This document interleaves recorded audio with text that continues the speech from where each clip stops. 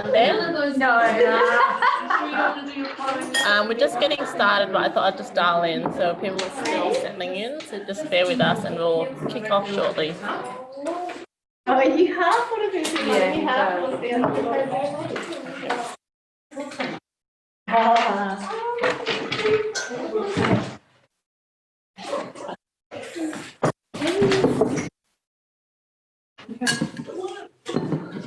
You're going to do drawing? You want to? So that's just that's what we're going to have. So we're pretty full house, but we're all here. So just wanted to welcome everyone, and if you welcome back, more familiar faces, and welcome to some new faces. Before we start, I just want to acknowledge, as we always do, that we live and work on Noongar Whadjuk country, and just want to pay our respects to elders past and present. So this is our last parent seminar, and I think that the previous one before families were saying it'd be great to hear from people who've lived with a hearing loss and for them to share their experience. I'm pleased to introduce three lovely ladies, two Rachels at the end, and Savannah, who also works with us. They'll each tell different stories. Savannah has a bilateral hearing loss, but I thought it'd be good to include a different perspective because some children with unilateral hearing loss, I think 30 to 40% end up having a bilateral hearing loss as well. So that being said, some of the conversations in the group setting is quite difficult for her to pick up mini conversations. So at all times, we're talking to face Savannah. But we can have a bit of Q&A later, but I thought maybe, Rachel, did you want to kind of everyone share their stories? And if you guys want to ask questions through it, and it's very casual, very informal, so just go with the flow. And is anyone online as well? Hello. Are you guys happy to it to be audio recorded? I don't know how good the quality will be. I think there might be a couple of people dialing in as well. Can't tell.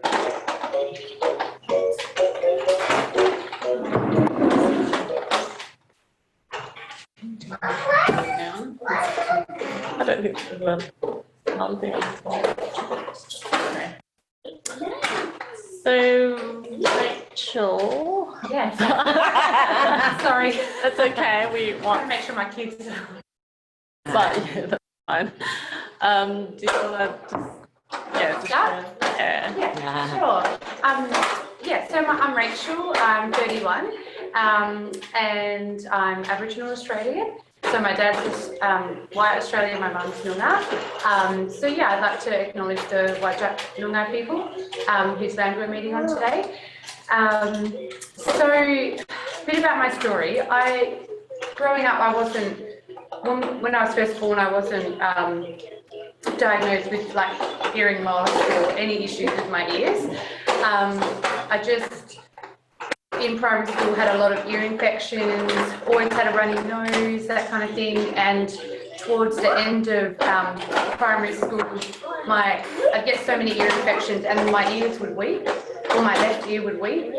So being at school with that was a bit embarrassing, and I remember not being able to hear that great, having to ask the teacher to, repeat what they were saying or ask my friends. And so eventually I went to the doctors, and we went to a different doctor, and they referred us on to a specialist at Princess Margaret Children's Hospital. And from there it was just, a multiple specialist appointments. I had scans to check my ears and see what was going on. And they worked out that I'd had middle ear disease, and I had a tumour growing in my middle ear. So they said, look, we need to operate pretty much straight away. So I think it was like 6 weeks later or something, they booked me in, and had, quite invasive. It wasn't through the ear canal. They had to cut around the back of my ear and then get in and, cut the tumour out. And then I had a second operation just to double check that it hadn't grown back, and it had. they had to cut it out again. And then I had a third operation, and it didn't grow back at that point. So I think by that age I was about 13. So it really only got diagnosed when I was about 12 in year 7. And then they offered to do a fourth operation and fix my hearing. I don't know if it would have been 100%, but better than what it is, because if I block my right ear, it's very blurry and it's muffled and it's quite uncomfortable and I can barely hear, but I think I've just adjusted with my right ear being good. So yeah, so they offered my parents that fourth operation, but my parents were too scared, so I didn't get the fourth operation. So I'm still quite deaf in the left ear, but yeah, so I mean, it wasn't a great experience, but I think maybe it affected my parents more than it affected me, because I seemed to cope quite well in school, and went on to finish high school, and then worked for the Department of Training for the last 10 years, and then had my 2 kids about 3.5 years ago. Had my first son, and then last year had Judah. And now I'm back at uni doing my Bachelor of Social Work at Curtin. So, you know, and I sing at church as well. Yeah, and that, you know, sometimes that can be a bit challenging because I'm on stage and it's so loud and I'm trying to like make sure I'm getting the timing right and everything. But it seems to work, you know. So, yeah, it's been a bit of a journey, but like I said, I think you hit your parents a bit harder than it hits the child, because that's just your norm. Yeah, does anybody have any questions? You don't have to. Hundreds. Off you go. We have a day. So you really didn't, in school, it didn't seem to affect your learning in any way? No, like I think, you know, maybe subconsciously it did. I remember sometimes being nervous about asking questions and asking the teacher to repeat themselves and the other kids, but I got quite good marks. I mean, yeah, so I'm surprised at how much it didn't affect me too much in school. And being in loud places, so say a shopping centre or, so it probably affects you more, but yeah, like at a fair or anything, do you find it a bit overwhelming? Do you find it loud, like over loud? You know, it doesn't feel like that's a proper word, but you know what I mean. Yeah. No, maybe my only problem is probably I talk too loud or I'm too loud because I'm making up for. So your ears What I don't don't- get overstimulated? No, from the not noise? too much. No, Okay. yeah. Have you had much hearing loss in your right ear as well? Yeah, so that's not fully, like I don't have 100% hearing in my right ear either, but I don't actually know the exact percentage. I just know that I'm coping. Sometimes I do Nothing think, really gives you that, do they, that percentage? No. Nothing actually really tells you that. So they might just tell you the decibels, so the level of your hearing level. So it's not to actually put in a situation. So recently I've applied for the NDIS. So I had to be put into the booth to do speech. So for me, that's the earmuffs and then listening to someone talking.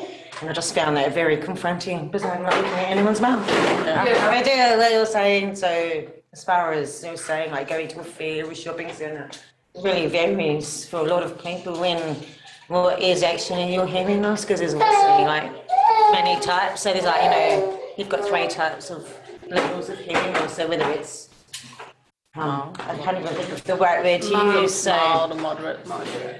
yeah, you got the mild, moderate, severe, but then you've also got, you know, is it how much are you actually understanding? So it's the speech that you're actually understanding. So it's hard to sort of explain that, but yeah, it's funny, like you say, like with percentage, like no one's ever said to me, oh, you have 10% hearing in your left ear. No one's ever actually said that to me, which is a question I'm going to ask Lara, actually, next time she comes in. Are you able to give me that statistic? I guess that would be the scientific measure That's correct. that they probably just don't even share. They're probably more likely to say, oh, you have mild to moderate hearing Yeah. loss in your left ear and severe to profound in your right. Yes. It's categorised in those kind of words. That's Yeah. correct. I was going to ask you, with all the surgeries in primary school, did you have like a lot of time off school, or did they kind of schedule it over holidays, or did you find that to be I disruptive? can't actually remember. I think it was the end of year 7 and the start of year 8. But I remember having the operation and then the next week maybe being back. I still had to wear a big bandage, but I was actually okay. And I was 13 and not embarrassed, just had this big and my head swollen. But yeah. Which is amazing because you would have gone into high school then. I know, yeah. Did the school give you extra support because of the hearing? No, and maybe it was because it wasn't significant enough. I don't know. And I don't even know if the school knew that I had that issue because I just started year 8 and it was a new school. And I guess it's not obvious. It's not like a kid rocks up in a wheelchair or with, Yeah. you know what I mean? Yeah. Like, it's not like, I think Lara always says, your ear doesn't turn purple when you have a hearing loss. So it's not this like obvious thing. So, you know, you're engaging in class and the teachers probably, if you told They some of the wouldn't primary school know, teachers, I yeah. couldn't hear my left, they'd be like, what? Yeah. Because I understand that they have all the facilities set up in private schools, but we send our son to a public school, but there's nothing really set up. Sends does it, Yeah, but they don't really do as much as Outpost. which I find strange, Yeah. because it's quite common after Victoria got diagnosed. Yeah. We just thought it'd be a bit more, the public school would have a bit more support. I think these days there'd be more. That was 20 years ago. Yeah. So, I think that's probably why it's also really important that you communicate it with the teachers. Yeah. Yeah, that would, yeah, you'd have to, I think, be constantly. We've communicated with the Well, teacher, yeah. and what they're saying is, we have to really push it through the school Yeah. to get the point across. Well, already speaking with his kindy teacher Yeah. in regards to what her life will be like in kindy. You know, planning ahead, and she hasn't actually had a unilateral or had any taught any child with any hearing loss at all. So her advice is fight. Just push for every resource that you can, and try and bring in as many people, which I've already spoken to quite a lot of people. Yeah. You know, 4 years for the future. So in regards to getting people in, and like I'll be probably speaking with Earbus, like having people come into school, speaking with all of the teachers, maybe even doing something in assemblies and stuff like that. So that's something that I will be pushing for when she's in primary school. However, now I'm just trying to deal with this now, but you know, trying to get information from everybody. You know. Before I introduce other Rachel, did everyone want to just kind of share who they are and who, obviously you've got your girl here, but who you are and if there's a person in your life that you support with a hearing loss, and then this is your grandson? Margaret and Kim, and we've, just in July, had a unitary hearing loss grandson, and That's AJ, isn't it? uh, No, sorry, Taj. is Ronan, Oh. is, No, and that's the Daryl. Oh, that's lady. the other lady. Daryl Yeah. and Anne, Yeah. I remember that from parents. last time. Yeah. Anne was here last time. I'm not sure if she's online, but they were intending to come in. So, So how old is we- Raoul? Everybody's 4 months, 4 to 5 months. Yeah. So we're trying to prepare ourselves for extra response. Yeah. So last time you guys were waiting on him getting his MRI. Has he had it yet? Yes. Yes, and there was, I think there wasn't a possibility of any improvement. So was he missing an auditory nerve? The auditory nerve is there, but the cochlea is immature. Okay. So, yeah, he's, Daryl Mann had been told that a cochlear implant is out of the question. Out of the question? Yeah. Oh, So, I was really interested on the, a segment I saw on TV, was it last week, I think, And it was advertising hearing and stem cell work and research that's going into hearing. And I was thinking, gosh, what a picture Yeah. this would be. You know. And Victor and Slavka. Slavka. So our beautiful Victoria, who doesn't want to sleep. She was born without her cochlear auditory nerve in her right ear. Yes, she was diagnosed at birth. So through her newborn screening, she failed and got referred twice in her right ear. We went to Earbus when she was 9 days old, and it was found that they discovered that she was profound.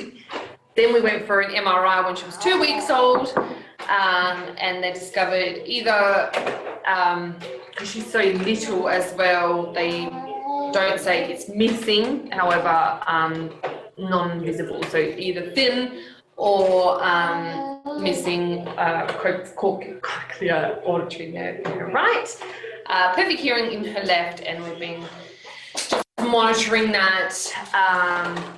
Mum is a little bit crazy in regards to her left, so I'm like very protective over it, and tend to put earmuffs in loud situations. At the moment, we're going to go to Hearing Australia and actually get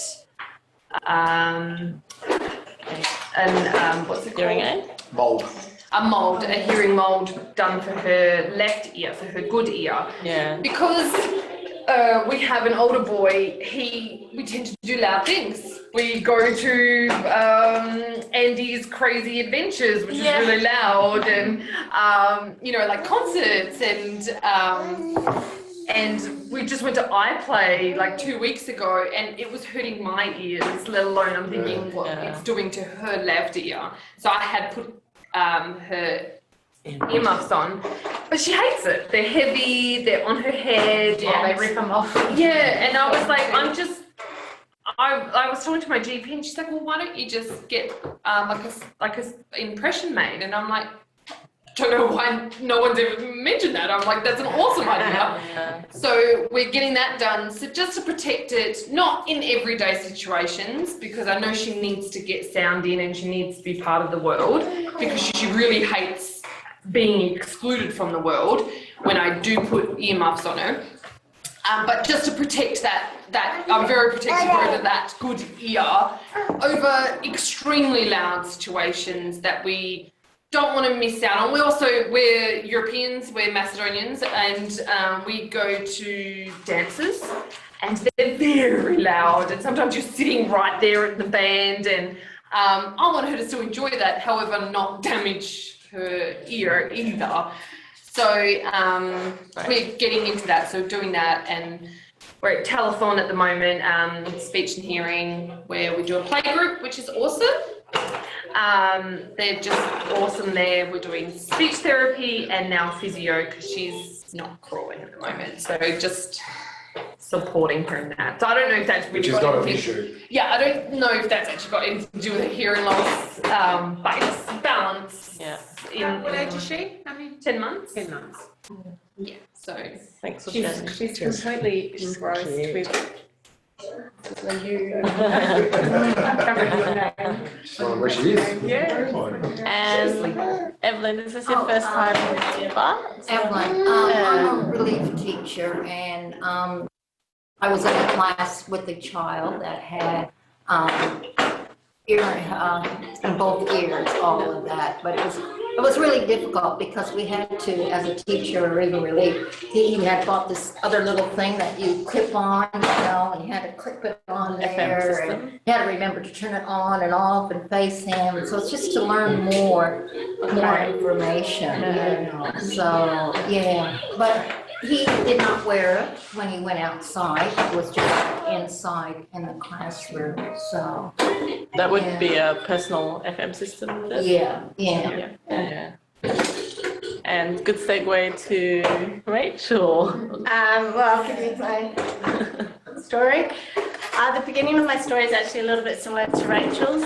I have really small eustachian tubes, which was pretty much only really properly fixed in my last bit of surgery, which was when I was 36. I'm 39 now. Wow. So as a child, I had a lot of ear infections, like constantly.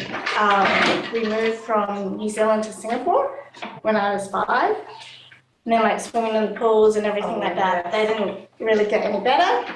What actually happened, Mum and Dad went away when I was 8 and someone else was looking after us, and they took me just to the GP. But we registered, and he only looked down my ear with a torch, like not a proper torch. Mum and Dad came back, we went to a family friend, went, he was a GP, went straight into an ENT.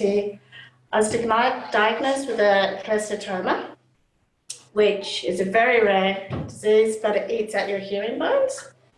And if undetected, it can go down your facial nerve or your brain. It's apparently non-recurring and you can only get it once. However, I had surgery from pretty much from when I was 10, just some form of surgery from when I was 10 to up until 33, then I got a couple of years off, and then 36. But this is back in the days where to even have grommets put in and out, you had to go under. So now they don't have to do that. So a lot of the surgery that I had and a lot of the general anaesthetics that I had, they don't need to do anymore. So they started with grommets, and I was also really late starting with grommets. Like I was 10 when I got grommets. So I had grommets, tonsils, adenoids, first attempt at sort of doing rhinoplasty and septoplasty. And at 14, they attempted to remove the cholesteatoma. One of the explanations that was given is because the brain's still developing and hearing and everything like that, they didn't want to completely remove all the hearing bones at that stage. Because of things like balance and all that, they thought if they can just remove the disease. That didn't work. So then at 21, I had full radical mastoidectomy of my left ear. So they basically take everything out. Let's just say the left side of me's had a lot of injuries. So like growing up, like it was always, and it took a long time for everyone to kind of put this together. Like I always fell over on my left side. I always sprained my left wrist. My left ankles had 2 lots of ankle recon. It's that whole balance thing. Yeah. But there's a positive to that. I'll get to that in a bit. So I was just like always really clumsy and stuff as a child, but obviously there was a reason behind it. My parents were teachers, so they, at school, I would always mumble, or I'd be really quiet or really, really loud, like I didn't have an in-between. And even now, if I've got an ear infection, there's that I still, even with hearing aids in now, I still don't have an in-between when I'm got an ear infection. So we went through breathing, like I had breathing lessons to try and get me to articulate because I mumbled so much. I had speech and drama lessons, which I still would put any amount of money on them because they're actually really amazing for interaction and just Yeah, that's awesome. Yeah, and also because I was quite quiet, ironically, at school, it meant that I was in a comfortable zone because they were quite small classes. And I did oral communication as well. So they did try and fix me every way. One of the things that we were told was that it wasn't really until my right ear sort of did manage to overcompensate for a lot of my hearing loss. But even as about 13-year-old, if I was walking next to someone, I would move them so that everyone was on my good ear. I think as a child, you're actually pretty robust and you do things to protect yourself. I also had ear molds made. Mine was primarily for showering, so I didn't get ear infections and swimming and things like that. But also there were other, like, I think Mum made them when I went to concerts once. And also for airplane travel. Oh yeah, they're good for that, are they? Yeah, they worked for me. And so those are sort of the things that happened as a child. It wasn't until I was 31, 32 when I got a mastocytoma in my right ear. That, it was just like, I was seeing this person and he basically said, you're really either really loud or annoying or you can't hear anything and you're constantly saying what, like this isn't going to work. And I was like, okay. It was pretty bad. And then I went to Europe and I came back and I actually landed, the ear infection got so bad, I landed completely deaf. So I was deaf for about 10 days. Is that because of the flight? Yeah. Aeroplane? And unfortunately, and this has been one of the issues I discussed with Mum, because I had such a high pain tolerance. It's a really, really bad thing. As a child, I'd say my ear is sore and then I'd run outside and play. So I couldn't communicate to Mum how much it hurt. And I still don't really know. It still doesn't really register in my brain. So I do stupid things like fly around the world with a really major sinus infection and then So that happened. And then had that operation and coming out of it, it was like, oh, I actually really like this guy. I want to do something about it. So then when I got my hearing tested and they said, your left ear is that bad, you need a hearing aid. Your right ear is not actually that bad, so you can try just one. But what I found, and I still find now, that with the balance, I feel like I don't necessarily need it in my right ear, but it still helps me. So for what it's done for me, for balance-wise, what it's done, yes, I am still with the guy. He's nice. But he can also tell me. Oh, I know. He can tell me instantly when I'm bored and I don't want to listen to anything he said because I'll take the phone off. That's like, I sleep on this house, I don't hear my husband snoring. Benefits here out there. As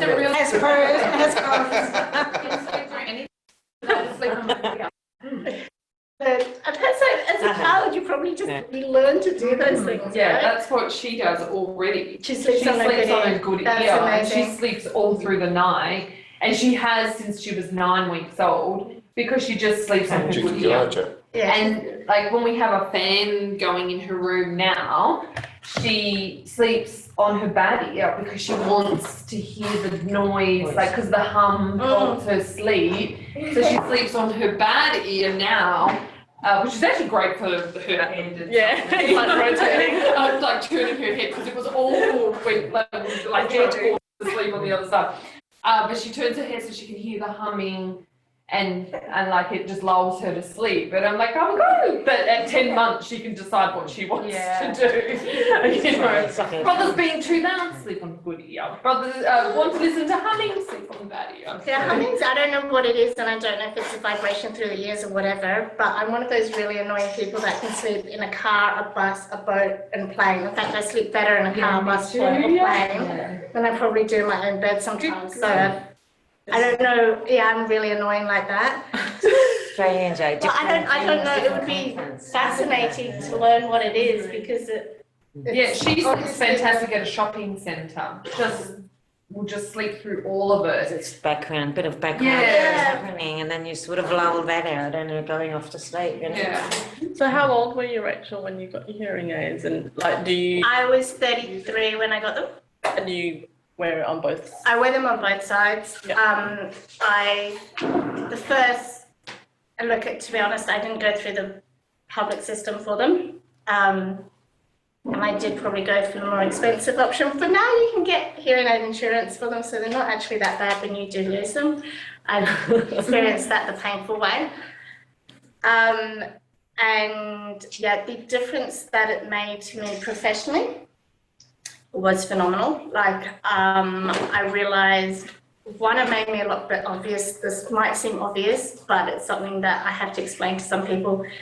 It made me a lot better listener because what I found in meetings was that when I really could hear everything that was going on around me and understand the whole sort of concept of what was being discussed, I had to get out what was going in my head straight away. So that would mean I would interrupt people and not necessarily listen to what they were saying.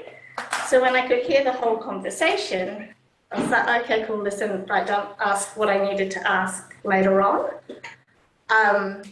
And it's like similar to you, I would put my head around to whoever's speaking and try and get as much of that as possible. And also teach yourself to lip read, but you can't get everything.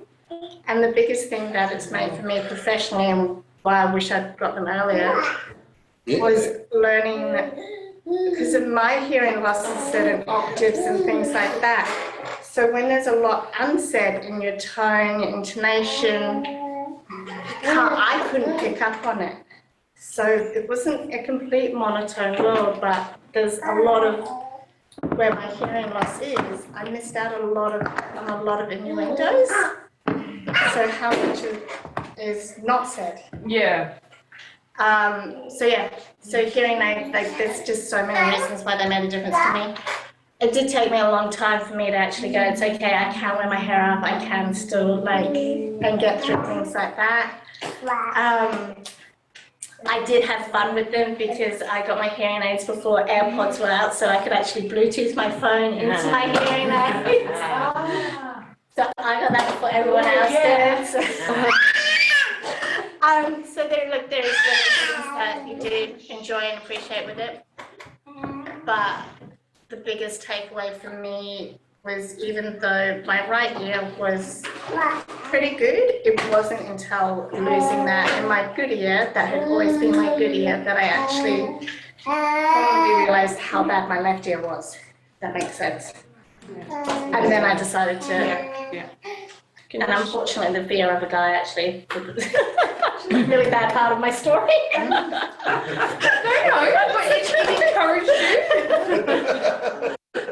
Can you share, like you spoke about what you did, like what Rachel, you 2016, 40 under 40 winner. Yeah. So professionally, I guess probably part of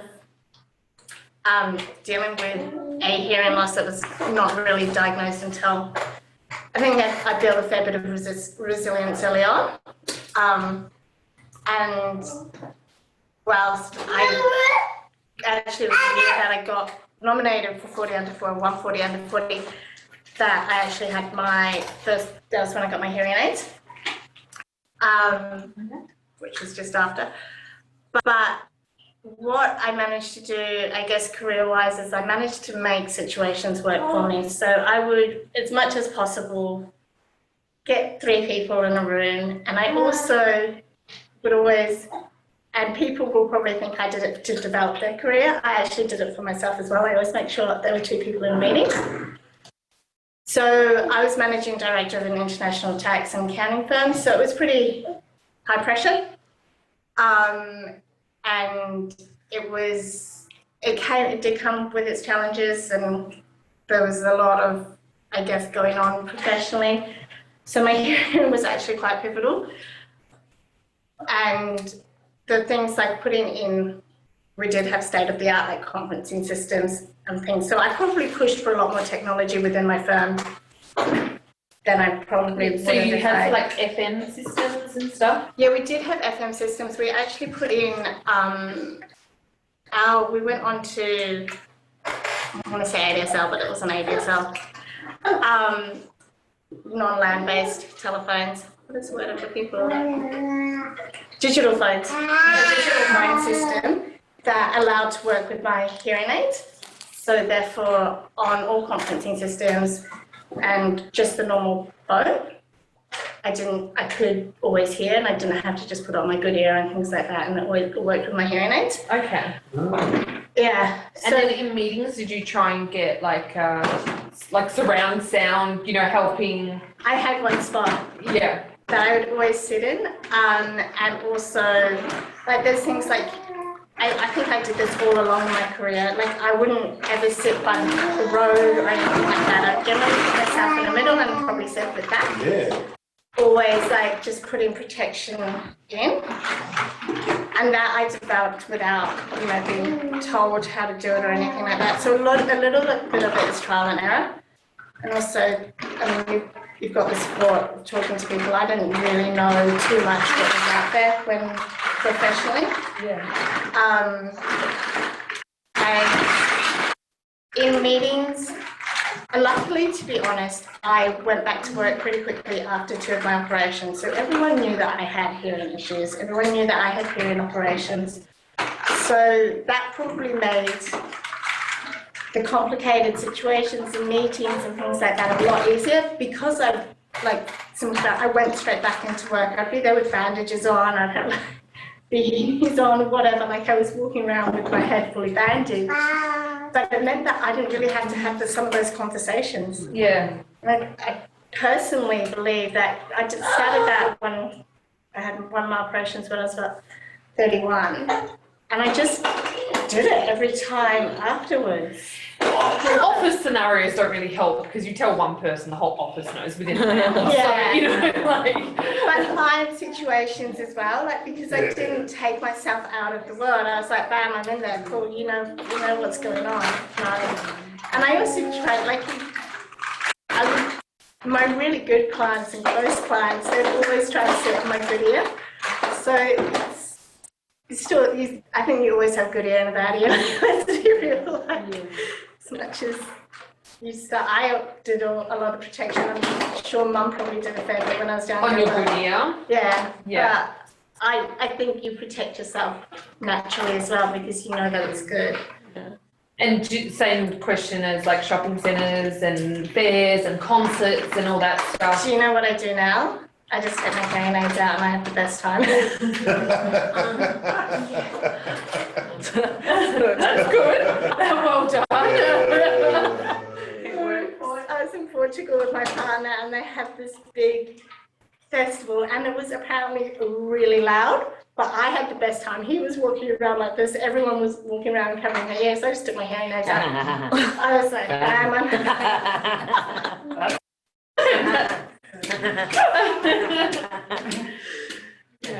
I think now with the situations that will still, because I'm short as well, the situations that I still notice it in, like I was in an event last night, because I'm short and I have done my knee, so I wasn't in heels, so I still don't project my voice enough in a busy situation, because my voice is still it's still processed at a level in my head that's not the same.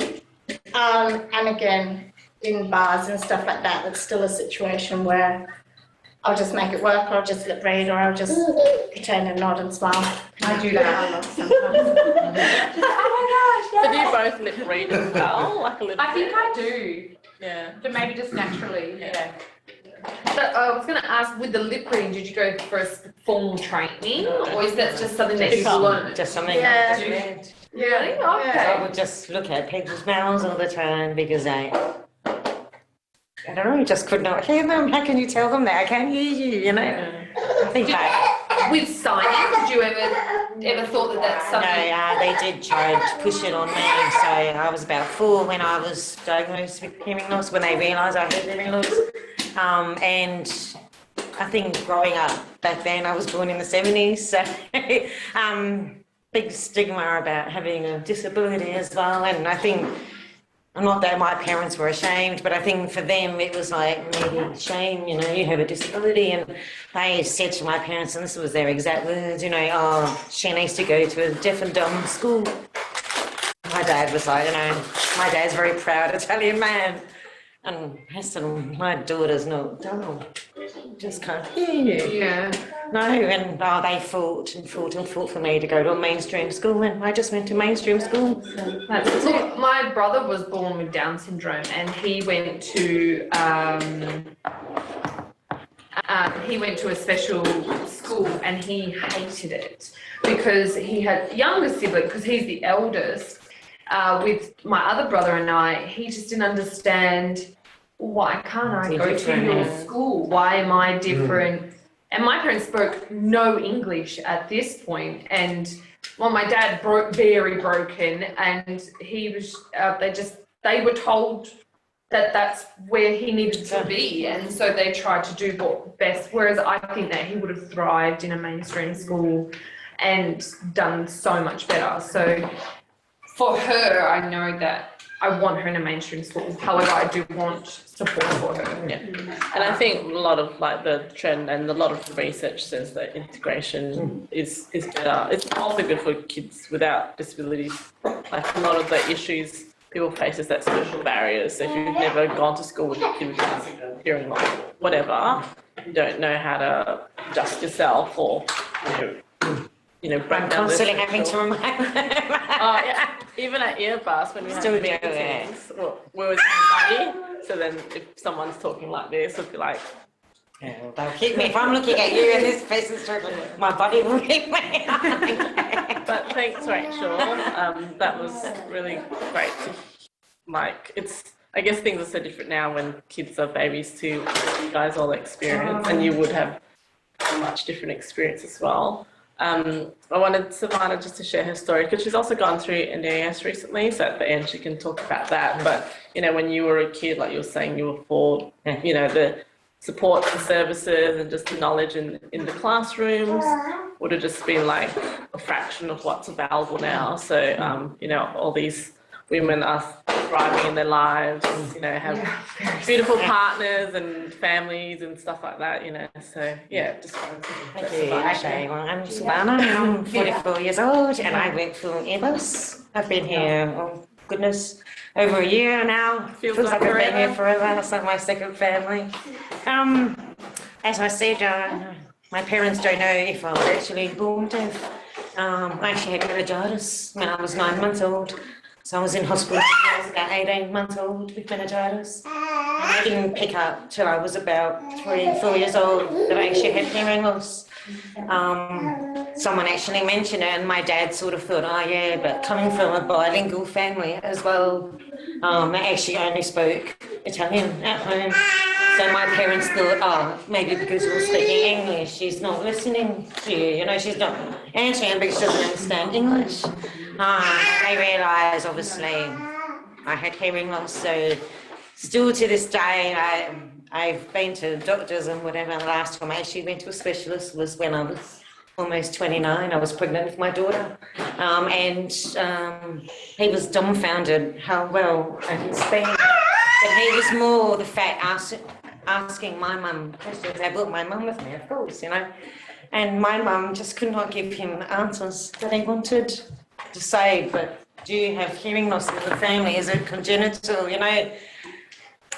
Would it have been the meningitis? It was just all these, just the questions, just constant on.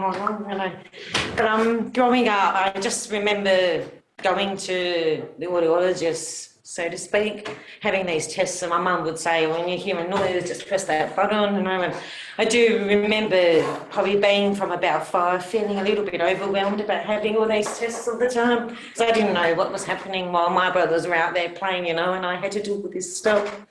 And I just remember when I started, obviously the deaf and dumb school question came up and my parents fought for me to go to a normal mainstream school. And I just remember my first day of year 8, my mum came into my room and she said to me, oh, you have to wear hearing aids. And I said, oh, what for, She said, well, that's going to help you hear, because at the moment, we talk to you, whatever, and my first answer to my mum was, oh, does Frank have to wear one too? Frank was one of my friends that lived down the road. And I said to Mum, isn't that funny? That was just my first memory of grade 1. And obviously I've been to preschool and stuff, but actually just treated me normal there. I think, that's just really like play and development and stuff like that. Probably wasn't as a big thing actually having to sit in the classroom and listening, So primary school was fine. I wore hearing aid right from year 1 to year 7.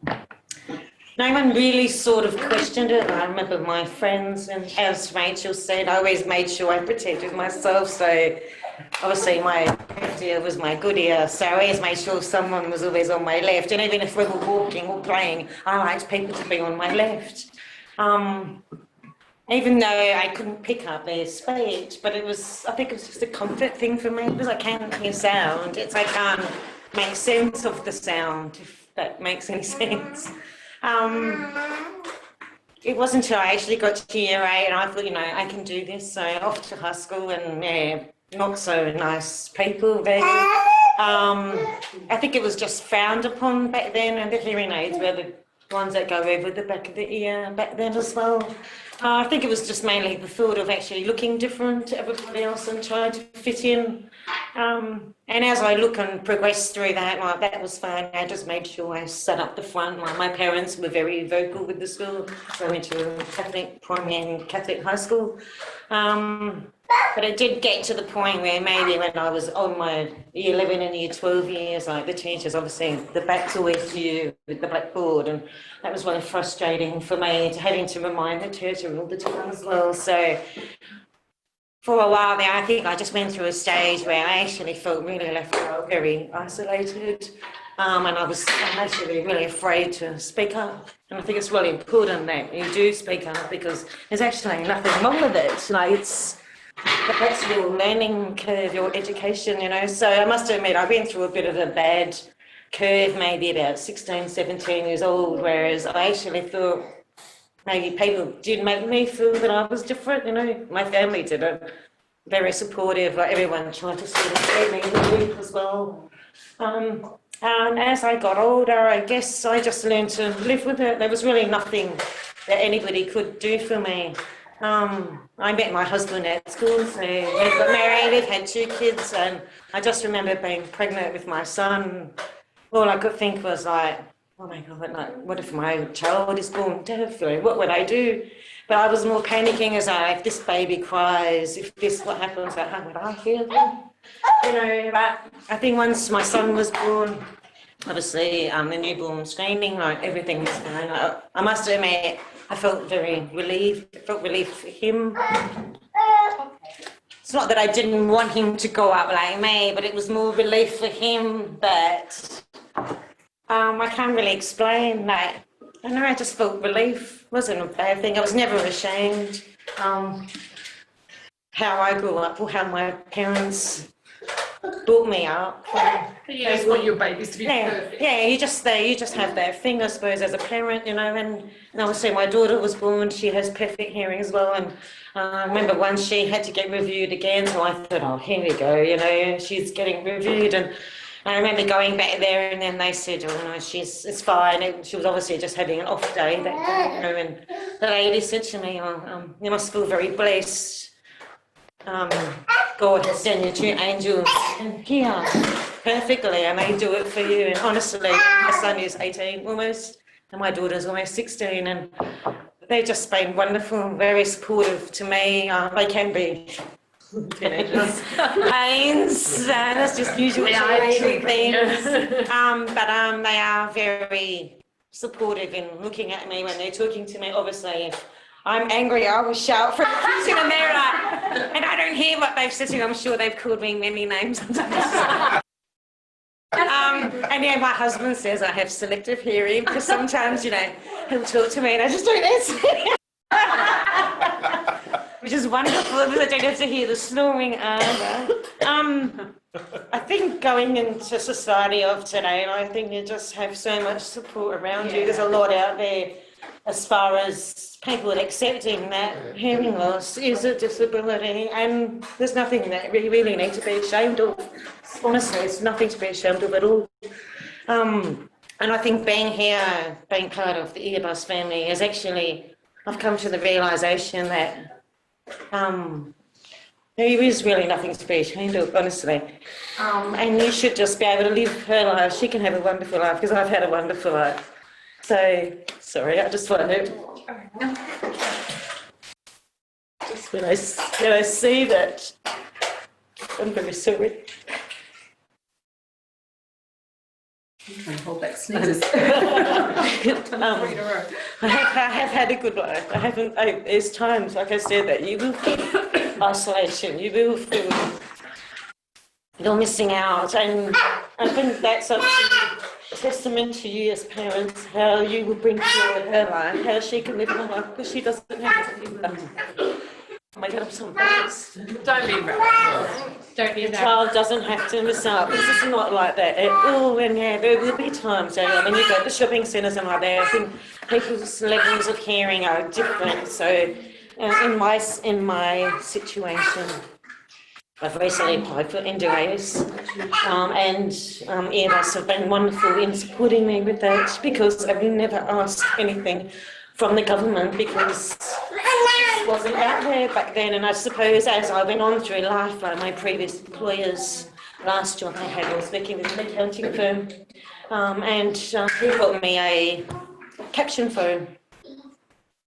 And I think at first I was like, oh my goodness, you know, I can't do this. I can't talk on the phone. I rely on SMS or email, which is wonderful. And I do FaceTime, but my mum, when she FaceTimes me, excuse me, I was telling them, she FaceTimes me, I can see her nose upwards, and I'm like, Mum, I need to see her. She doesn't think, and she's just like, the camera's just like going around, you know, so yeah, whatever. And just remember, because I'm bilingual as well, like, I just think there's just so much out there, it's just not, it's limitless, like there's no like end to it, like, she can be anything she wants to be.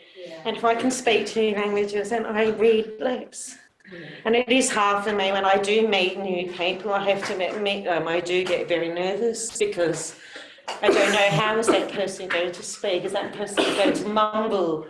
And I know if people that I've known for years and I know they're mumble, and I know if I know they're going to be seeing them, I actually get very nervous, and I actually pull my way out of wherever I am to avoid them, which is really quite sad, you know. It's just putting yourself in different situations, but saying that, basically... I was going to say, when Savannah first applied for NDIS, I think it was rejected. It was rejected, my letter was rejected, and basically we sent in an audiogram with my level of hearing. Our clinical director, Mara, was like, yep. She was furious. She was on there like a bat out of hell, you know. And she said, you know, we'll chop your ear off if we have to. You know? It was so funny, you know. It was just like, and I felt really emotional. And when I got home, and I said to my husband, I just felt special that no one ever fought for me before, and these people have. They fought for me, and I'm pleased to say that they've accepted me into the program now. So basically, we had to put in my speech list. So I have profound sensorineural hearing loss in my right ear. Just reading what Laura has written in my letter. Now, unaided moderate to sensorineural hearing loss in my left, and my pure tone results show my speech discrimination. So again, I don't know if this will mean anything to you. So we're talking in decibels now. So at 90 decibels high, I can only hear 67%. Okay, so basically I had to have my headphones on and he would say, fun, over, sheep. And of course I would say, oh, no, it's funny, the words actually say something that I actually perceive to hear. So an S sounds like an F or vice versa. There's a lot of different things that sort of play into it. Do you find that as well? Yeah, I thought I missed that out, but one of the first, I didn't know that seatbelts made a clicking noise until I got hearing aids. And growing up, I always thought the saying was slow poach, not slow coach. So P and C's like with everything. Isn't it? Yeah. So then at 70 decibels, I only got 53% of the words correct. And 50 decibels, I got 0. And 30 decibels, I got 0. So it had to take, she wrote a 2-page letter. I could hear to NDIS explaining my I could hear Lara typing that letter. She was furious, but it's so interesting what she wrote to them about hearing impairment and what it actually does do to people, and we can help, there's help out there, and you can live a wonderful life because I'm testament, I'm thriving, and she will too. Don't look at it as a bad thing. I would just be on top of the schools, like coming from my experience, if that was my child now, I'd be at those schools constantly. And her to feel that she's part of it and then she's normal as well because there's absolutely nothing wrong with her at all. Absolutely. And then to say that you're in a hearing loss because I do suffer from tinnitus as well. And that tinnitus came when I was pregnant with my children, so that just made my hearing like so much worse. It was That's not crazy, and that just drives me nuts. I just do not sleep at night times. I wake up feeling exhausted. Being in group situations, we have a lot of staff meetings as well, so it's probably sometimes about 30 of us in a room at the same time, so that's can be quite exhausting for me. But you know, with the NDIS now, we're hoping to take measures to make my life easier here at work, you know. Hopefully I can do my job better. Because you're so rubbish at it. Yeah, she made a comment as well that basically we're living. I'll just find that what she wrote in there. I thought that was. No, I don't really wish she wrote that. So imagine, despite every effort on behalf of those working with me, that I'm significantly disadvantaged, frustrated, overwhelmed by living in a hearing world where I'm essentially deaf. I thought that was really interesting, you know, for the NDIS to actually understand that. To not knock someone back in that instance, you know, just because you can't see the disability doesn't mean that it's not there, you know. And NDIS, I was just going to say, NDIS is based on the function and how it impacts your life. It's not based on diagnosis. It's not like you have bilateral or unilateral and it's a yes or no straight away. So having letters from audiologists or speech or about how disability impacts your function, whether it's in schools. And I mean, it's a new system, it has a lot of flaws, but it is getting better. I think the story I always go back to is the guy that they used for the NDIS poster when they were saying federal government programs rolling out. When he applied, he was knocked back. Yep. And so it's not the best system. It is improving, but if you do want to go down it, or your son and daughter-in-law want to, just encourage them to, you know, talk to their families, get more letters, be your child's advocate, and you know, whether it's NDIS funding or other things through the public school system, there are lots of options and support and stuff. So our experience with the NDIS has actually been quite positive. Yeah. Okay. So I have heard a lot of negative things about NDIS, whereas when we applied, we were accepted straight away. Basically, a week or two later, we had the planning meeting done. We got our funding straight away, which was a decent amount. Because she cannot be aided, we thought we wouldn't get as much funding because obviously they like to fund like devices. However, she can't have any. Probably my more frustration is Hearing Australia. I find them a little bit more frustrating. And I seem to have more arguments with them. So having therapies already set up, like I was like speech therapy, like what is she gonna do? She can't even speak now. However, just getting advice and like strategies really helps with, and having that funding there is really awesome. You know, even getting the impressions done of her ears, Hearing Australia was fighting me on it. He's like, oh, but she's still so young, you'll probably have to get them done every 6 months. I'm like, well, it's 70 jobs, I'll get it done every week if I have to. I don't understand. They've got a different approach to it. But they want, you know, they're more looking at wanting to do the more aids and, you know, like obviously it's a higher price tag or more involvement. And I'm like, but I need to support my daughter now in, you know, like I didn't even think about doing it while she was like having the impressions done for swimming. Like we haven't actually done a lot of swimming, but that would probably be a really good idea.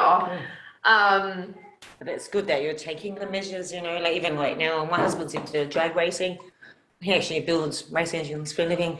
So he's always down at the track and I'd love to go down there, but I just can't because Honestly, I wear earplugs and earmuffs, and after about an hour or two that I'm there, I say to my husband, I have to go home, because all of a sudden I just feel too much happening, you know. And in the same time, yeah, you can smell that methane and that fuel, and you're just like, I just want to get into it. But you can't, you know, really have to preserve your hearing. Yeah. I mean, I did see the Professor Atlas about the cochlear implants.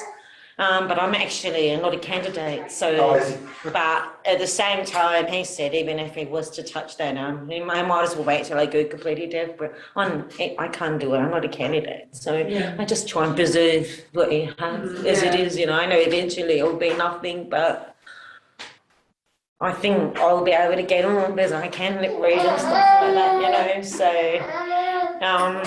with the speech stuff, I think it's fantastic that you're doing the therapy. I didn't do any speech therapy, but I remember my mum saying, like, read all the time, but spelling, my mum would do spelling bees, and I used to love spelling bees.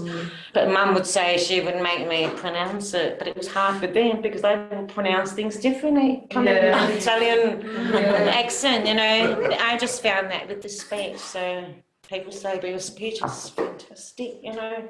I think that reading and doing the spelling bees, but actually saying the word all the time, that really helped me. So he could do that with her. That would be, I think, fantastic idea. I'm just gonna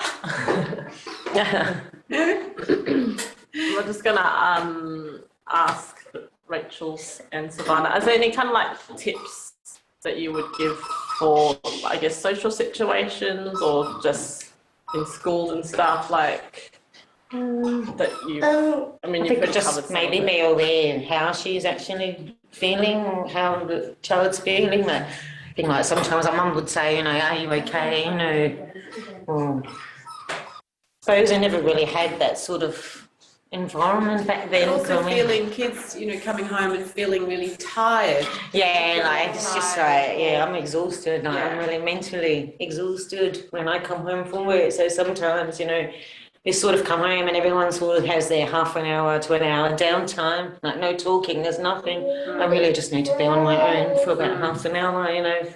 It is very exhausting. I need that when the kids are in bed. Like he's trying to. This is mummy's wine time. Mummy has to me now. Give me an hour, and then I can function. Yeah, I think we all need that. I think it's also, there is that component of like, I guess, our brains are trying to keep up with it so fast. Because mine's processing as well, like it's processing hearing loss. That sometimes it's okay to actually just feel like you've got a tired brain. Like, I know everyone gets it, but I've actually done at work. I went to this amazing seminar recently. I've done at work this concept of this washing, like a instruction leaflet. So it's literally like, I'm at my best when I'm this, when I'm exhausted, just like literally giving people instructions for me as a person. Because sometimes when I do walk out of a meeting and my brain is just really tired and people will ask me a question and it's possibly an important question, I'm like, I'll either go like that quite rudely or I'll just go, yeah, whatever, I don't need to do that response, but my brain's still working at kind of processing that. So, I mean, I don't, even if she's going, I thought it was an amazing concept because I kind of wish like I had had an instruction sheet for just like some basics of life. Yeah. Because, yeah, I think the biggest thing professionally is being aware of it, and also like growing up with, I was lucky because there were components of my life that I was at a private school in Singapore, but in New Zealand I was at a public school. But also having parents as teachers, one of the biggest things was the speech and drama, because I believe that's how I actually learned how to lip read. Yeah. Rather than... I think I really love that idea, and then it gets her out as well. And I think what it did for me confidence-wise, it meant that I didn't really... I knew that I didn't hear things a lot and that I mumbled and people would get grumpy at me because I'd yell. You know what? You do learn to deal with it. But the biggest thing, I think, is just like you said, it's, just encourage her to just thrive. Like it doesn't, and there is so much more support out there now. So just use it and really, really push for it. And I was like, I had very, very supportive parents. My poor mother almost passed out every single time I had an operation. But there were definitely times when it was a lot harder on my parents, as Rachel said, than it was on me. Yeah. And I know that there's times that mum still has mum guilt, and I'm 39.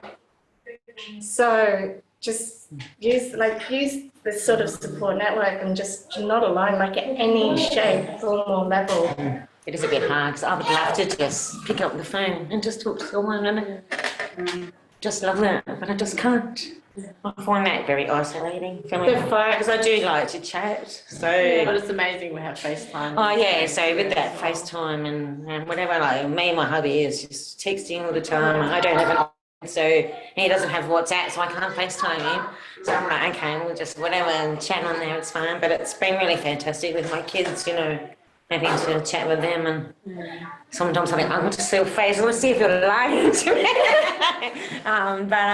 Yeah, I think it's just grab every resource you can because it's just so much out there, isn't there? I think the only other final thing that I would say is I personally will put my hearing loss down to my emotional intelligence being pretty good. Yeah. Because you have to learn to read people's faces.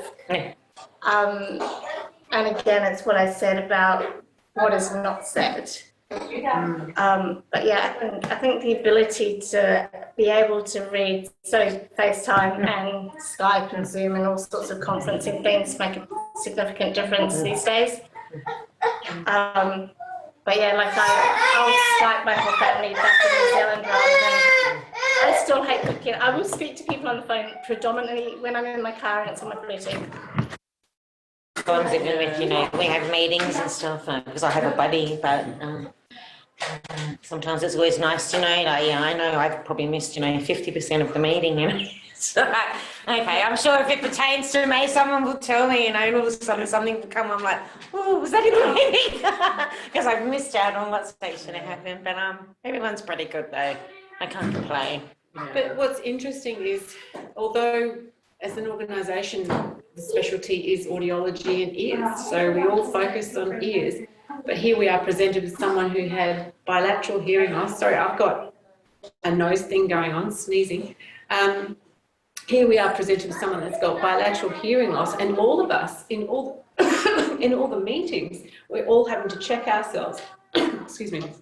We all constantly have to remind each other, to be aware of Silvana in the room. One time, Lara gave me a torch or a torch thing, all of a sudden, if someone would have to shine that torch, and excuse me, I'm here. And laser them when they're not facing. It's pretty One funny. of those Star Wars things, but it's not out of malice or anything like that. It's just you just forget, and it's so you naturally. But do you think that you forget because I do so well? Yeah. Do you think you forget because I don't know. Maybe. Maybe I should just pretend I'm more deaf. Yeah, but it's just so as a hearing person, what you were saying earlier about the list of the do's and don'ts. Yeah. It's a great I have a idea. list. Would you like to say that list? Go and grab it from my desk. It's a great idea. I was going to say it's really common in schools as well to have an about me book for kids with different, people, for other kids as well, a nice picture thing. If, say a child talking about your brother with Down syndrome or say autism, be my name's Johnny, and sometimes lights, stress me out, or just a little bit so other kids also know about, I prefer to be talking to someone facing them on, or my left ear, I can hear better with my left ear. Like a little about me book. That's really Well, it's funny because I had done an about me book for Michael when he did daycare. That didn't last very long, and for Kindy because we're Macedonian, he says Macedonian words. And I wanted his teachers to understand when he said Nunkor, that meant his godfather, or his uncle when he said Vujce, then they knew that was his uncle Tony, because that's what we called them. So I put photos and captions on each. So, and I would show the teachers so they would know to maybe reference it if they didn't. And like just Baba, which is grammar, for them to know that. So I would have done that for her anyway. But yeah, it's definitely something that I will do. And Rachel, did you have any any kind of tips with social or like growing up or anything that you think, you know? I had something before and then I got distracted by my kids. Yeah, I think what Silvana and Rachel have mentioned pretty much covered it. Yeah. I think you're much more resilient than you realise. Your kids are much more resilient than you realise. And I think not having so much focus on it actually helped me. Just be like, oh, I can get by. And I mean, there's a balance to that because you do need that support as well, and you want them to understand that even though they might be different in their hearing and there's some things that need to be adapted for them, they're still normal. And everyone just wants to feel that, right? So, yeah. I think that's the part of every child's thing is just to feel that they fit in and that they're normal. Yeah. I think for me, I love music, I love movies, but I can't do that. But my family are just wonderful because if there's something on at the movies, particularly when my kids were little, not so much now, of course, but they would say, oh no, Mum, we'll wait till it's on DVD and we'll watch it with you, you know, because I have to watch it with subtitles, you know. Yeah. The TV at home's always on with subtitles, but I think everybody just loves that anyway, regardless, you know. Yeah. Drives me nuts on the news because, you know, it's still typing, the next story's come on and it's still typing up. What was that, you know? Yeah. Drives me nuts, you know. But yeah, I think it's just like the feeling normal, you know. And socially with friends, like, did you find having friendship groups were harder? No, not really. They loved it. They loved that I could read like what that next person's saying. Yeah. My husband loves it when we go out for dinner. What's that person saying? What's their story? You should know. That's long distance. And I sometimes when I was in primary school, I probably felt, I think I was telling you the other day, I used to do Chinese whispers in the classroom. But one of the teachers I had was a little bit nasty. She would make me sit out. And I would just go home and my mum would say, she'd get there and tell them off, which wasn't the right thing to do. Obviously that wouldn't happen today, but... Like adaptive activity, so... No, yeah, so it was like, you know, well... I remember doing that. You know, just sit on Savannah's left side, you know, because then I had the aid on, but in hindsight, I wouldn't understand what they would say anyway, you know, so I need to say the mouth, so... Well, we'll wrap up the formal time. Thank you so much for sharing the stories and just being really vulnerable and real and sharing. Yeah, I think it's great. It's nice to see. It's really great. Make a little memory. Please, feel free to stay, have tea, coffee, more water, treats and stuff. We can use this space for the next 20 minutes or so. Susie's got my little list there. Yeah, this list. And our social media lady might want to take a couple of photos, so I'll just bring her in, but feel free to stretch your legs. It's a really interesting list. We found it on the internet, and it was 10 things someone with hearing loss wishes others would know. And we found it really useful because it brought home the fact that the impact of hearing loss is quite substantial, and we just take it all for granted. And this would probably be useful for yourself if you're teaching and you've got a child that has bilateral. So I don't know if you want a photocopy of it, we can get a copy. But it's things like, you know, get my attention, give me quiet, hearing loss, it's tiring, I'm not rude or stupid, be kind to me, speak clearly and slowly, repeat the phrase, face me when you speak, hearing aids are not glasses. So the sounds are louder but not 100% clear in noisy environments.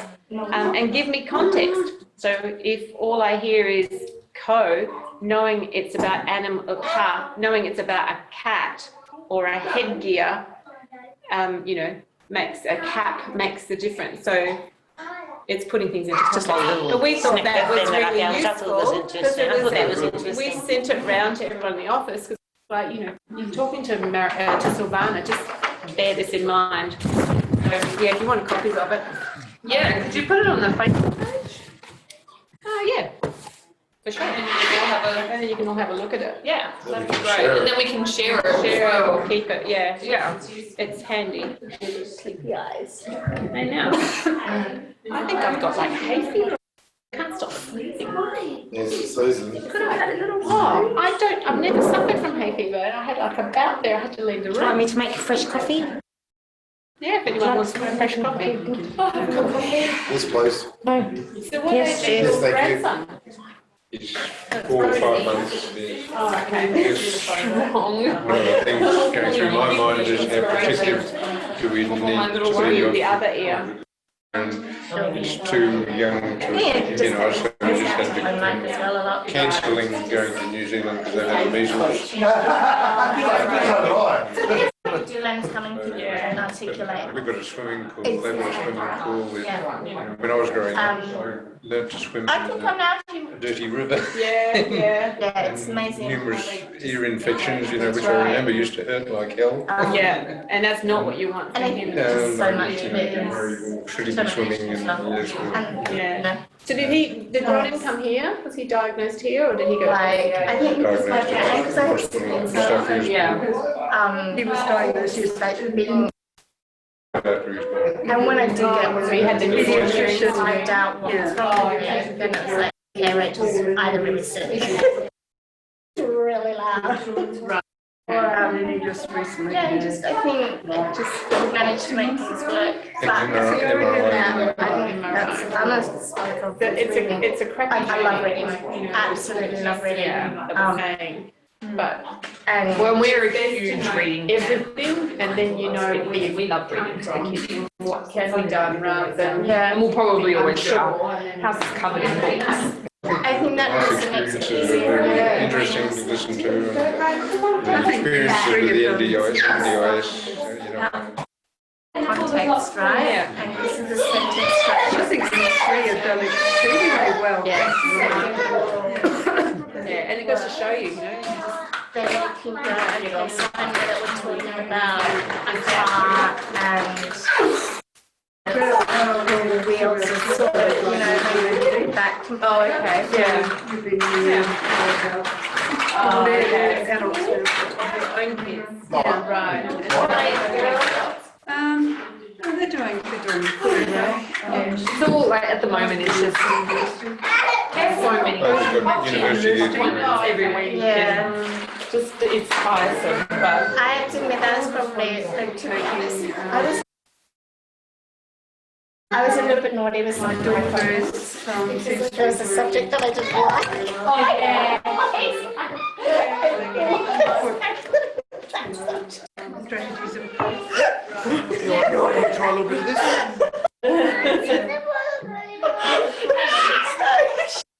I forgot to say I was a bit naughty when I used to have all these appointments at the doctors. I managed to put them in the timetable for the subjects I didn't want to go to. That sounds perfectly normal as a teenager, doesn't it? I actually got a letter home at one stage, and then my parents were not impressed with the school because they were like,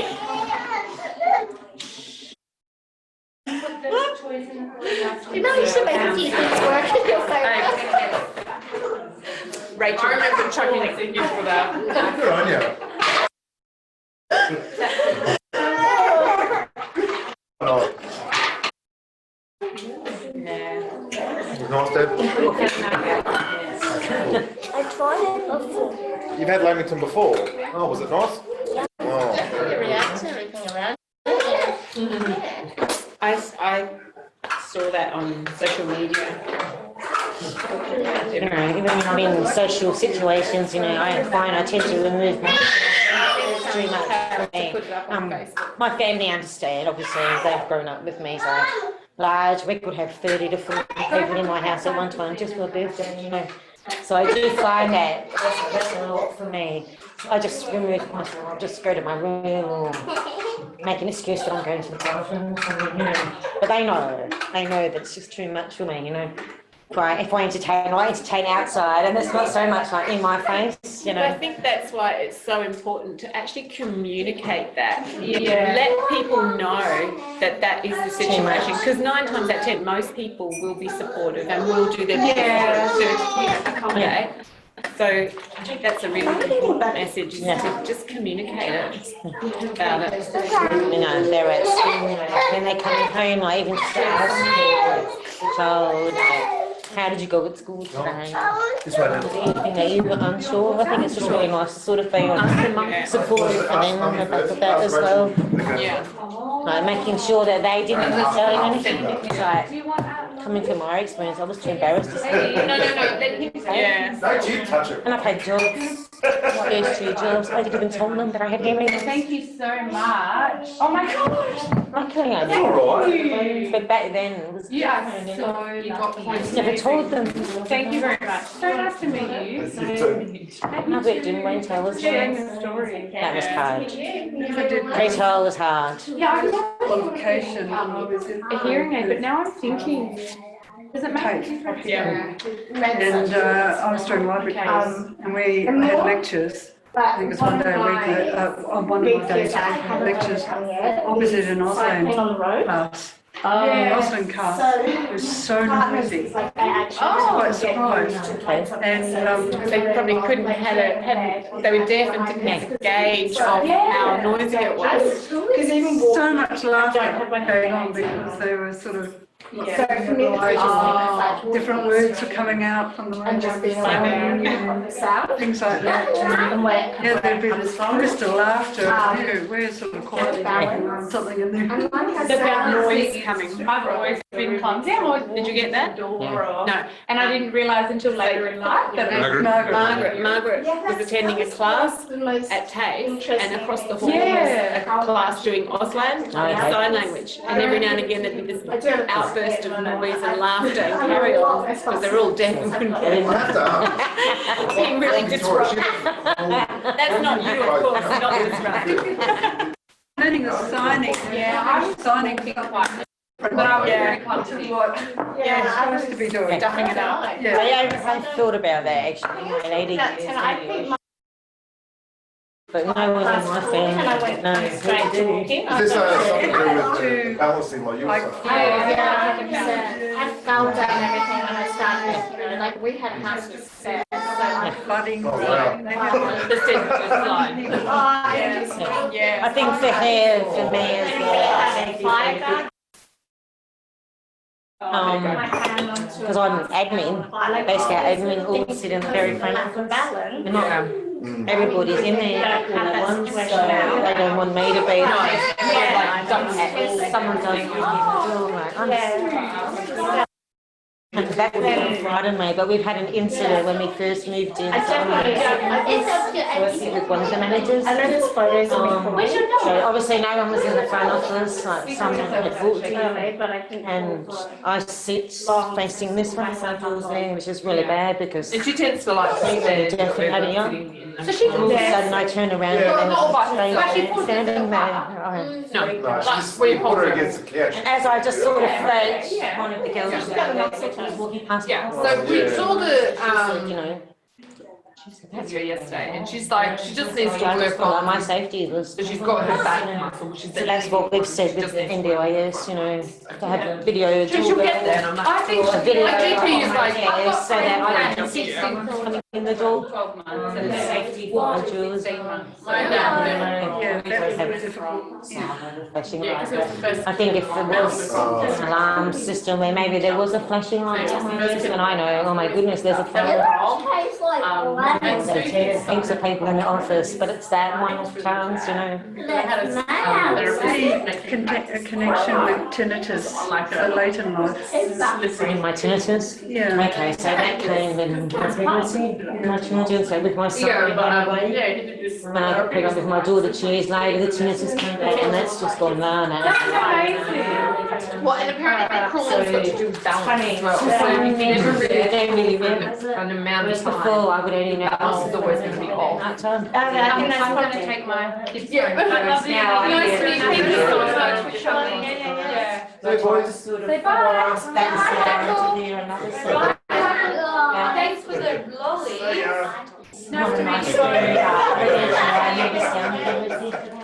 Because they advertise helping people with tinnitus. Yeah, it's very tiring, it's very exhausting. No, I know, That you're a good boy, noise to try and explain and hear that noise. Oh, yeah, of I other know, Dan people. said, he'd love to do Drives me crazy. No, just check if the coffee's ready. Oh, yeah. Making too many of those. How's Anne going? Is she going okay with everything? Yes, she's very She's at home marking at the moment because she's a teacher, but we just got Coffee's about halfway to my room. Just come through here. a video of Ronan giggling. She was going, in front of, and he was giggling away. It was the first time we'd really seen him smile and giggle. Yeah. Oh, that's awesome. Is it her first? No, second. She's struggling with that sleep. You can see in her eyes she's tired, can't So you? cheeky. But she's just not going to give up. No. Fall asleep in the car. Yes, yes, but that determination is going to see her through. I tell you. She just doesn't want to miss out on anything. You That's. can see the tiredness in her eyes. She's I want to do it even when we're in a busy area and I'm trying to put her to sleep. She never likes me blocking her good ear. She wants to hear what's happening. So, such a giggle. I know. I think Anne would probably really enjoy the playgroup at Telephone Speech and Hearing. There's actually quite a few babies around Ronan's age. Oh, yes. And she can bring her other bub as well because he comes with me because he's not in kindy on the Thursdays. Yeah. Did Anne get some relief after the MRI? Because she was quite, she's a bit frustrated, I could tell, when she was here at the other meeting when we met her. But she felt, she was a bit, the fear of the unknown or something she was saying. Apprehensive, yes. Yeah. She wasn't certain what the extent of the issue was. Yeah, It's been clarified now. So she knows where she's at sort of now, she's happy now? Yeah. Yes.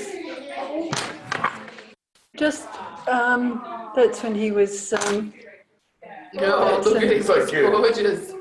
he was just rolling over for the first time with a dribble. And the look on his face is to say, what happened? I didn't want to eat one when I felt too guilty for the child being made off. I didn't want to eat it because There's one more there. Give me one, go. That's the other way. He's going the other way. There. Coffee, did you want another coffee and tea? I would love a coffee. I Okay, don't I'll see if it's grab finished. one. Like, thank you. I want to read that. That's him now. Oh, well, that was taken about, Yes. that was about A month ago. a month ago. Fantastic. Oh, Victor, can you pass Michael them? There's just half.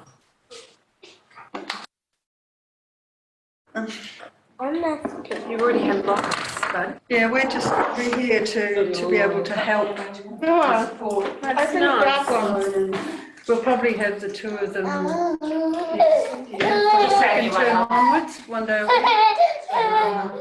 Dan will be going back to work. Yeah. Yeah, so when do you have these telethon children? Michael, stop stepping on my foot. Very good, very On good. Thursday morning, so 10 to 12. Okay. So an OT actually runs I it when they're little, and then a teacher, so they get a teacher next year that specialises in unilateral hearing loss. And it's just mums and dads, and we just kind of hang out and we do special, not like specific unilateral hearing loss, but they just give us tips as we go, and yeah, it's nice. Also, What nice age for her. did you start her? We only started beginning of last term, So she would so the be, end of last term, sorry. so she would have been 6, Rachel, didn't she go? 7 months? 8 months. Just right? Yeah. Yeah. But she, Soon, Dad, we're just going it's nice to for talk a her bit to more be and then we're able going to to go. grow up with, at least because they stay until they're about 4, so until they're kindy, so she'll always know someone with unilateral hearing loss, and hopefully we can stay connected. And, I think it would be nice for her. Thank you. to have The someone. groups at that age level, how many, in the telethon, how many participated? Pardon? How many children? In our group? Yes, in your Not group. that many, probably 6 at the moment. Yeah, so all different. You apply and they accept you if they can No, fit you in, just, you you just. just contact them and, Telethon does quite a bit. I did some fundraising for them earlier this year. They do, thank you. They do quite a lot. Is that free, or is it subsidised? it's through NDIS, you can get it through them. Yeah, okay. They haven't charged me yet, so I have no idea how much it costs. They're not very, Suddenly the bill turned yeah, up. I asked them for a bill. They're like, oh, okay, that was like 3 months ago, and I still haven't seen a bill, so Money well spent. yeah. But they have, on site, they have speech therapists, an audiologist that comes in every terms check. They're good ears just to keep a lookout for it. They also, you can do hearing tests with them. I went to a father information night, some other fathers, it was a psychologist that was there, wasn't it? He was from Holland or something. Just, how to deal with it and different things like that. It's really good. Very important. Where are they located? Wembley. In Wembley. Oh, is it, yeah, Wembley? Yeah. So across from Lake Monga. Yeah. Close to, Shannon, or Woodlands, so shifted there. I was just down the road. It's really nice. It's specifically for children, so I think that's why it's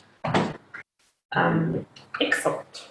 Everyone's very helpful there, yeah. Very good. It's very community, like a community feeling. Even the head of the department, she comes in the play group, she sits and chats, and if you have any issues or want to chat, it's very informal. She sit and have chats with you. Obviously, it's still a business for them, but they're terrible at it. If it is, because they still haven't sent me an That's all invoice. non-profit, huh? They get funding. They're going to charge me. Yeah, that's all right, but I'm just saying, I don't think they're there to make a profit. No. No, they get, yeah. They do. They get, how much did they just get in I can't charity? believe how much they got. 40 million. Telephone. I remember when I was a kid, we were so excited when it hit 1 million. yeah. 40 million. Yeah. That's insane. Actually, buildings donated by a family, I'm pretty sure.